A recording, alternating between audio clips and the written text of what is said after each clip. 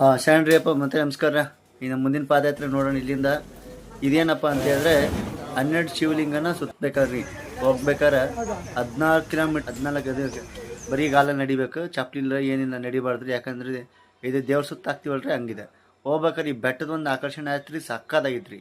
ಇದೆಲ್ಲ ಏನಂತ ಹೇಳಿದ್ರೆ ತೋರಿಸ್ತಾ ಇರೋದು ಈಗ 12 ಲಿಂಗಿಗಳಿರ್ತಾವ್ರಿ. 12 ಲಿಂಗಿಗಳು: ಚಂದ್ರಲಿಂಗ, ಸೂರ್ಯದೇವ, ಅಗ್ನಿದೇವ, ಅಗ್ನಿಲಿಂಗ. ಆ ಥರ ಬಂದ ತಕ್ಷಣ ಕರ್ಪೂರ ಹಚ್ಚಿದಲ್ರಿ, ಅಲ್ಲಿ ಬಂದು ಇಲ್ಲಿ ಕಾಯಿ ಬಂದು ಹೊಡಿಬೇಕ್ರಿ. ಈ ದೇವಸ್ಥಾನ ಹೊಂಟಿವ್ರಿ. ನೋಡಿ ಫ್ರೆಂಡ್ಸ್, ನಾವೆಲ್ಲ ಸುತ್ತಾಡಿ ಮುಖ ಎಲ್ಲ ಟ್ಯಾನ್ ಆಗ್ಬಿಟ್ಟಿದೆ ನೋಡಿ. ನಾನು ಮಾತ್ರ ಬೆಳ್ಳಗಿಲ್ಲ ನೋಡಿ.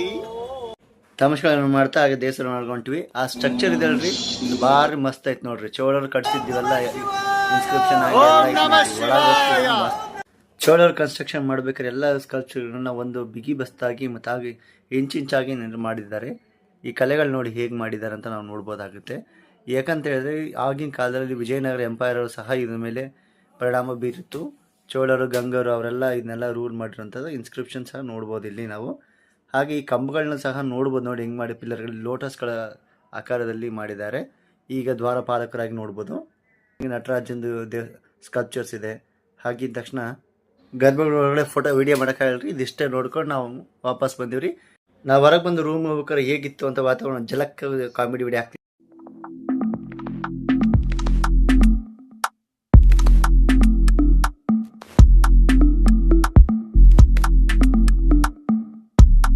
ಮತ್ತೆ ಸಂಜೆ 7 ಗಂಟೆಗೆ ವಾಪಸ್ಸು ಬೆಂಗಳೂರು ಕಡೆ ಹೋಗಿ ತಮಿಳ್ನಾಡು ಬಸ್ ಸ್ಟಾಪ್ ಬಂದು ಮುಗೀತು ಇದಿಲ್ಲಿಗ. ಇಷ್ಟ ಆದರೆ ಲೈಕ್ ಮಾಡಿ, ಕಮೆಂಟ್ ಮಾಡಿ, ಸಬ್ಸ್ಕ್ರೈಬ್ ಮಾಡಿ. Thank you.